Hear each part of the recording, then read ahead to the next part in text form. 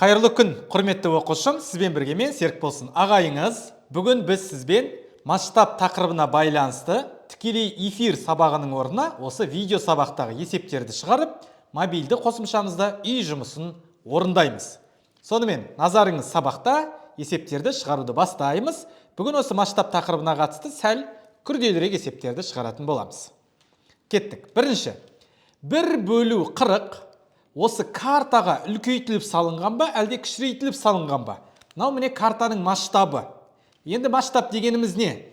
Біз білеміз, я? Бірінші ол картадағы ұзындық, карта. Екінші бөлуден кейін ол бізде шын мәніндегі ұзындық, я? Енді картадағы 1 сантиметр шын мәнінде 40 сантиметрге сәйкес келеді деген сөз. Яғни өмірдегі 40 сантиметр ұзындықты біз картаға кішірейтіп 1 сантиметр ғып салдық. Демек, бұл картада бізде кішірейтіліп салынған екен, я? Оны мынадан да білуге болады. 1/40. 40-тан 1 ол 1-ден кіші ғой бізде. Мәні, я, 1/40. 40-тан 1 ол 1-ден кіші болса, ол әрқашан кішірейтіліп салынады. Ал егер 1-ден артық болса, мына қатынастың мәні, онда ол үлкейтіліп салынады деген сөз. Кеттік. Мысалы, мына жерде 20/1 масштабы. Енді ойланайық. 20/1 мәні негізі 20-ға тең, яғни 1-ден артық. Ол 1-ден үлкейтіліп салынған деп айтсақ болады. Енді ойланып көрейік. Міне, картадағы 20 сантиметр шын мәнінде 1 сантиметрге тең өмірде. Яғни шын мәніндегі 1 сантиметрді сіз картаға үлкейтіп 20 сантиметр қылып салдыңыз деген сөз. Түсіндік, я? Сондықтан бұл үлкейтіп салынады екен бұл жерде. Келесі, масштабы 50/1 болатын сызбада ұзындығы 20 сантиметр болса, оның шынайы өлшемін табыңыз. Енді масштаб ол не берілген? Әрқашан бірінші картадағы немесе сызбадағы ұзындық болады, жақсы ма? Сызбадағы ұзындық бөлу шын мәніндегі. Біз шын мәніндегі мына 1 сантиметрді үлкейтіп 50 сантиметр ғып саламыз деген сөз. 50 есе үлкейттік, я? Енді сызбада шын мәнінде 20 сантиметр болса, сызбадағы ұзындық. Онда шын мәнінде бізде неше сантиметр? Соны табуымыз керек. Бұл бізде тура пропорция, я? Әрқашан масштабқа байланысты есептер тура пропорция арқылы шығарылады. Осы жерден x-ті тапсақ, 20-ны 1-ге көбейтеміз. 20, мына x-ке қарама қарсы 50-ге бөлеміз. 5-тен 2 сантиметр немесе 10-дық бөлшекке айналдырсақ, 10-нан 2-ге көбейтеміз. Алымында бөлімді 10-нан 4, ол дегеніміз 0,4 сантиметр дегеніміз. Сонда шын мәніндегі 0,4 сантиметр ұзындықты біз сызбаға үлкейтіп 20 сантиметр ғып салады екенбіз. Келесі бізде мынада есеп. Масштабы 1/30 болатын сызбадағы үстелдің ұзындығы 15 сантиметр болса, оның шынайы өлшемін табыңыз.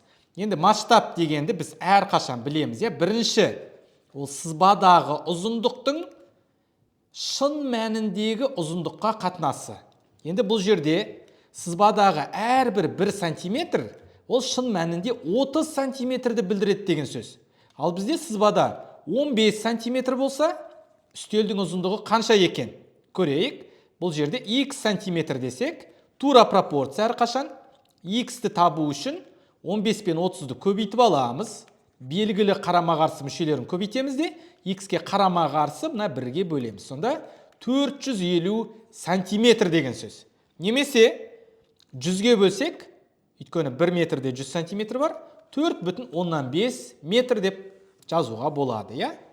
Келесі жаттығу. Суретте жәндіктің ұзындығы бар, шынайы ұзындығы емес, бұл үлкейтіліп көрсетілген, я? Жәндік өйткені кішкентай болады. Суретте 18 сантиметр болса, шынайы ұзындығы мынада екен, 0,3 метр. Суреттің масштабын табыңыз. Енді масштаб дегеніміз не? Жалпы, суреттегі ұзындықтың шын мәніндегі ұзындыққа қатынасы. Суреттегі ұзындық 18 сантиметр. Бөлу, мына жерде бізде 0,3 метр. Енді біз бұны қысқарту үшін мына екеуі бірдей өлшемде болу керек. Жақсы ма? Сондықтан мына метрдің орнына мен 100 сантиметрді қоямын. Сонда бізде 18 сантиметр бөлу 0,3-ті 100-ге көбейтеміз деген сөз.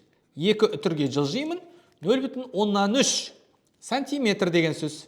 Сонда міне сантиметр мен сантиметр бірдей болды, енді қысқартуға болады.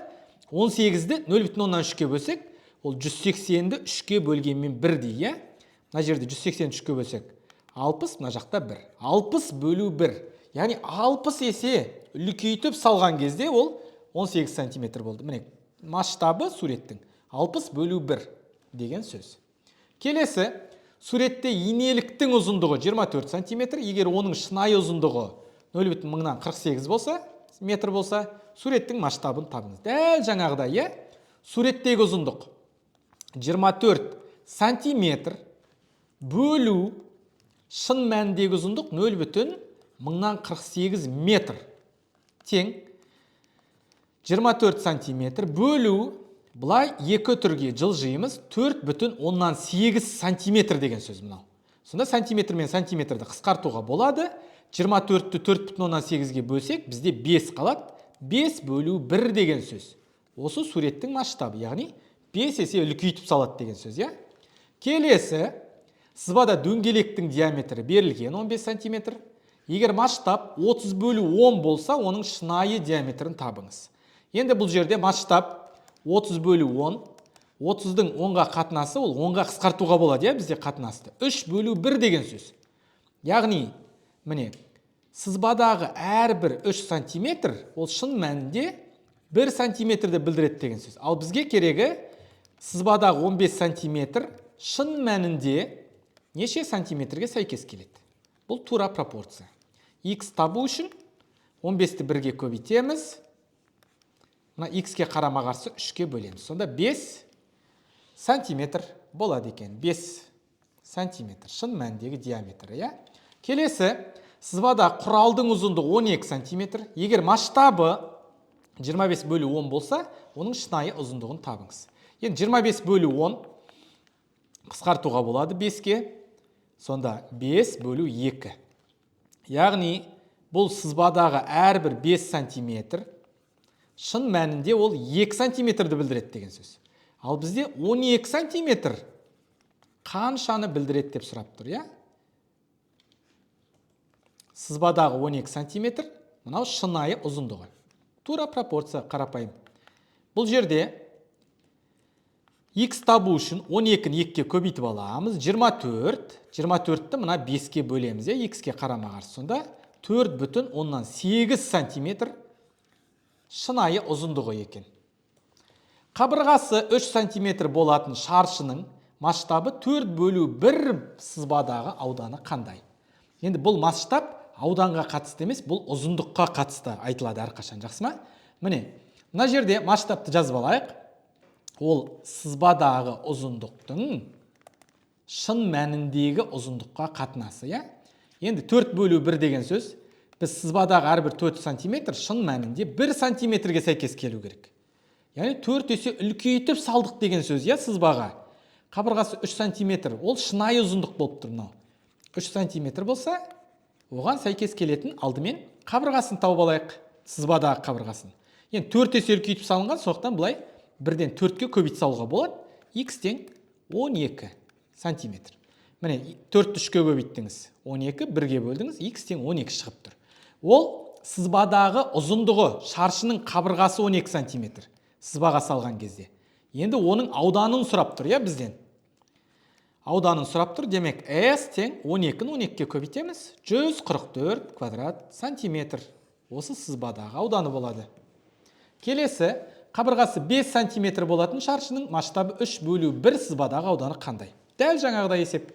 Бұл жерде сызбадағы әрбір 3 сантиметр шын мәнінде 1 сантиметрді білдірсе, ал 5 сантиметр шын мәніндегі оның ұзындығы қандай болады сол сызбада?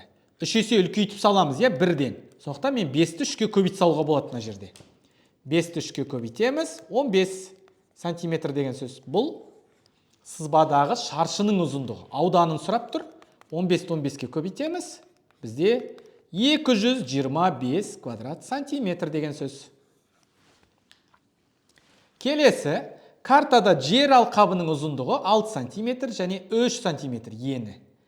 Егер оның масштабы 1/50.000 болса, жолдың жер бетіндегі ауданы табу керек. Жауабын квадрат километрмен жазыңыз. Өте жақсы есеп. Мұқият боламыз. Ең алдымен ұзындығын тауып алайық. А тең. Енді бұл жерде квадрат километрге айналдыру керек біз. Былай істейікші. Мына жерде міне масштабқа назар аударайық. Картадағы ұзындық бар. Картадағы әрбір 1 сантиметр. Ол жер бетінде 50.000 сантиметр деген сөз. 50.000 сантиметр. Ал енді мынадай сұрақ қоямыз өзімізге. Бізге километр керек қой қазір. Сондықтан мынаны километрге айналдыру үшін не істейміз? 100.000-ға бөлеміз, 5 орынға жылжысақ, ол 0,5 километр деген сөз. Яғни картадағы мынадай 1 сантиметр әрбір, ол шын мәнінде жарты километрді білдіреді екен. 0,5 километр. Енді бізде сұрап тұрғанда 6 сантиметр неше километрге тең болады? 1 сантиметр 0,5 болса, 6 сантиметр онда 6 көбейту 0,5 ол 3 километрге тең болады. Ал ені 3 сантиметр. Демек, 3-ті 0,5-ке көбейтеміз, 1,5 километр. Ал енді ауданын сұрап тұр. Осы алқаптың, жер алқабының ауданы. Ол дегеніміз, 3 километрді 1,5-ке көбейтеміз. 4,5 квадрат километр шығады екен. Жауабы осы болады. Келесі, автокөлік жүргізушісі Алматыдан ауылға қарай жолға шықты. Барлық жолға 2 сағат уақыт кетті. Егер масштабы 1/2 миллион картада осы аралық 7 сантиметр болса, жүргізушінің орташа жылдамдығын табыңыз. Енді бұл жерде масштаб берілген және ұзындық берілген, картадағы ұзындық. Демек, шынайы ұзындығын тауып аламыз. Міне, картадағы әрбір 1 сантиметр шын мәнінде міне 2 миллион сантиметрді білдіреді екен. Енді километрге аударып алайық, мынаны. Өйткені қазір километр сағатпен есептейміз. 5 түр жылжимыз, ол 20 километрді білдіреді деген сөз. Сонда картадағы әрбір мынадай кішкентай 1 сантиметр жер бетінде 20 километрді білдіреді. Бізге керегі 7 сантиметр. Картада 7 сантиметр болса, әрине 20 километрді біз 7-ге көбейту керекпіз. Бірден шығара салайық. 140 километр деген сөз. Енді 140 километрді ол 2 сағатта жүріп өтеді. Сонда жылдамдығы біз жолды уақытқа бөлеміз. 140-ті бөлеміз 2 сағатқа. Сонда 70 километр сағат оның жылдамдығы екен. Келесі жаттығу дәл ұқсас деп ойлаймын, көрейік. А мен Б қалаларының арасы бір картада 5 сантиметр, екінші картада 25 сантиметр. Бұл екі карта берілген екен. Бірінші картаның масштабы 1/1 миллион, екінші картаның масштабын табыңыз. Енді бұл жерде мынадай нәрсені ескеру керек. А мен Б-ның шынайы ұзындығын біз қалай таба аламыз? Бұл жерде біз АБ ол шынайы жер бетіндегі ұзындық болсын, біз білеміз, оның картадағы ұзындығы 5 сантиметр. Осы 5 сантиметрдің жер бетіндегі ұзындығына қатынасы, картаның жер бетіндегі ұзындығына қатынасы. Ол мына 1/1 миллионға тең екен, Енді осыдан АБ шынайы ұзындықты тауып алайық. 1 миллионды 5-ке көбейтеміз. 5 миллион сантиметр деген сөз. Шынайы ұзындығы. Енді бұны біз километрге аударып алайық, ыңғайлы болу үшін. 50 километр екен. Жер бетіндегі ұзындық 50 километр. 100.000-ға бөлдік, Енді жақсы, жер бетіндегі ұзындықты түсіндік. Енді біз екінші карта. Екінші картаның масштабы М2. Ол дегеніміз картадағы ұзындық. Ол жерде дәл осы жол 50 километр. Ол 25 сантиметр болып көрсетілген. Картадағы ұзындық, ал шын мәніндегі ұзындық мынаны жаза береміз міне. Өйткені сантиметр қысқару үшін біз осылай бірдей өлшемде жазамыз, сантиметр. Тең, мына сантиметрлер қысқарды. 50, мына 5-0 қалады. 50-ді 25-ке бөлсек, астында 2. Сонда 1/1 болады, астында 2, одан кейін міне 5 нөл бар. 200 мың деген сөз ғой. Бұл екінші картаның масштабы деген сөз. Келесі А мен Б қалалардың дәл осы есеп екен. Мынаны көрейік. Темір жол ұзындығы 3140 километр. Бұл магистраль 1/3 миллион масштабтағы картада қандай ұзындықта көрсетіледі. Енді бұл жерде өте жеңіл деп ойлаймын. Бірден былай ойлансаңыз болады міне. Картадағы 1 сантиметр, шын мәнінде 3 миллион сантиметр болса 5 нөлді алып тастаймыз. Сонда бірдің 30 километрге қатынасы. 1 сантиметр ол 30 километрді білдіреді, масштаб бойынша. Ал ол дегеніміз картадағы ұзындық x сантиметр, шынайы ұзындық 3140 километр. 3140 километр. Сұрақ мынадай ғой сонда. Мынадай, 30 километр 1 сантиметрді білдірсе, 3140 километрге неше сантиметр сәйкес келеді картада. X табу үшін біз не істейміз? 3140-ты мына 1 сантиметрге көбейтеміз де, мына 30 километрге бөлеміз. Тең, мына жерде нөлдер қысқарады. 314 3-ке бөлінбейді, сондықтан 312 бөлінеді. 312-ні 3-ке бөлсек 104. 104 бүтін 3-тен 2 қалдық. Осыншама сантиметр шығады екен бізде. Осылай араластан шықты, бола берсін, я? Келесі 1/5 масштабтағы сызбада детальдің ұзындығы 3,6 сантиметр. Бұл детальдің ұзындығы 1/2 масштабта қандай болады? Енді көрейік, бұл жерде енді мынадай тәсіл бар. Масштаб ұзындықпен тура пропорция болады. Масштаб өз тура пропорциямен шығарылады әрқашан. Міне көрейік. Бұлай шығаруға болады 1-ден. Үйреніп көріңізші. 1/5 болса масштабы, онда ұзындық 3,6 екен картада. Ал егер 1/2 болса, 1/2 болса, сол картадағы ұзындықты x деп белгілейміз. Өте түсінікті, я? Енді осыдан біз міне мынадай пропорция шығара саламыз. 1/5 дегеніміз, ол 5-тен 1. Мына бөлшектің орнына бөлуді қоямыз да, 2-ден 1, я мынау? 5-тен 1 бөлу 2-ден 1 деген сөз. Тең 3,6 бөлу x. Осыдан x табамыз. Енді 5-тен 1-ді 2-ден 1-ге бөліп алайық. 5 бөлу 2-ден 1, 5-тен 1 бөлу 2-ден 1, ол 5-тен 1 көбейту 2 деген сөз, я? Яғни 5-тен 2. Сонда 5-тен 2 ол тең 3,6 бөлу x-ке. Осыдан x табу үшін 5-ті 3,6-ға көбейтеміз, белгілі қарама-қарсы мүшелерін, сосын 2-ке бөлеміз. Ол дегеніміз не? 3,6-ны 2-ке бөлсек 1,8, 5-ке көбейтсек 9. Сонда ол нені білдіреді?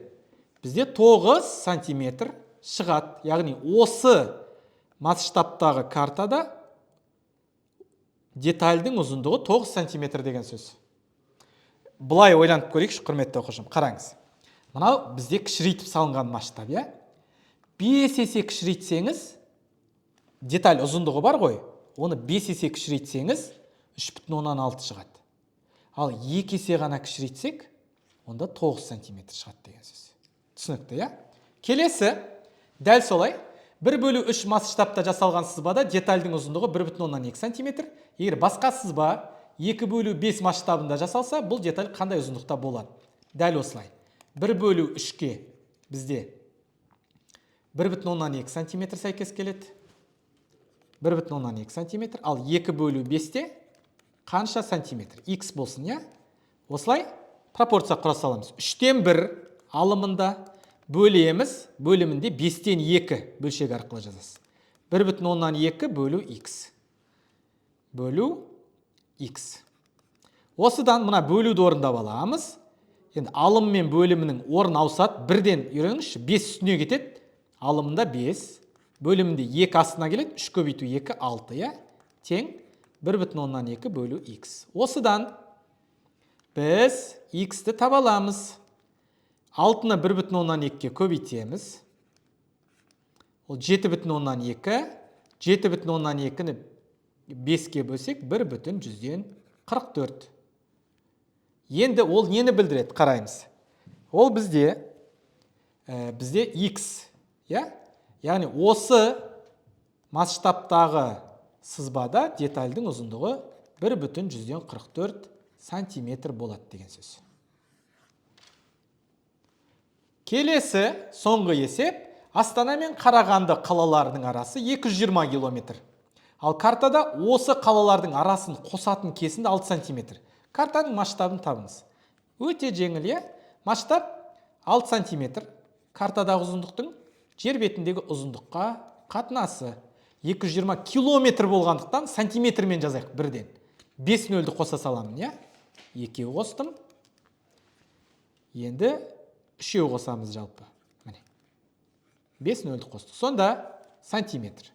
Енді осыны біз қысқарту керекпіз. Барынша. Сантиметрлер қысқарады. 220 3-ке бөлінбей, сондықтан 2-ке қысқарта саламыз. 3 бөлу, мына жерде 2-ке қысқартсақ, 11, қалған 6 нөлді тіркеп жазамыз. Сонда осы картаның масштабы 3 бөлу, мынадай деген сөз, 11 миллион шығады.